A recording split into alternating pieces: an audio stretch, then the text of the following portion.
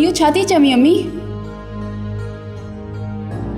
जेको थी गुज़रियो आहे उहो ई थी ॿुधाईं धीअ। मूंखे त एतबार ई नथो अचे अम्मी। एतबार करण वारी ॻाल्हि बि त न आहे न, पर इहा ई हक़ीक़त आहे। पर अम्मी, मूंखे त तव्हां फ़ोन ते सिर्फ़ु इहो ई ॿुधायो हुयो त पापा ऐं सोफिया जो ठाह थी वियो आहे। फ़ोन ते छा ॿुधायां, ॿियो मूंखे अॻु में कहिड़ी ख़बर हुई।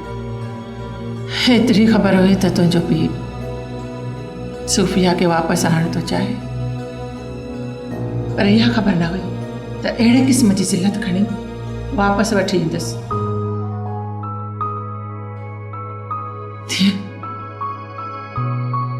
तूं छो थी पाण खे ॻारी? हाँ, त पोइ छा कयां अम्मी? ख़ुशियूं कयां? पापा ॾाढो ज़ुल्म कयो आहे। जेकी कयो अथसि उहो पंहिंजो पाण सां कयो अथसि। ज़ुल्म त सोफिया सां बि थियो आहे अम्मी। मर्द जो छा आहे, हलाले जी सज़ा त औरत खे मिलंदी आहे। छो पुट, मर्द जी पंहिंजी बेइज़ती न आहे? हुनजो एहसास किथे आहे पापा खे अम्मा, किथे आहे?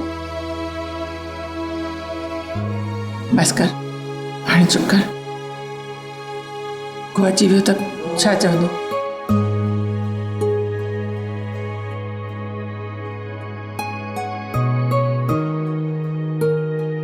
केॾा ॿुध, मिली थी अचांस। ॾिस, ख़ुदा जे वास्ते पंहिंजी ज़ुबान बंदि रखजांइ। जेकॾहिं कंहिंखे ख़बर पवंदी त नाहक थी वेंदो। नाहक छोरीअ खे ॿुधाए हाणे हले जे वरी कहिड़ो तमाशो कराईंदी। सब्सक्राइब कयो असांजो official YouTube channel Sindh TV HD drama ऐं वधीक अपडेट लाइ बेल आइकन खे क्लिक करियो।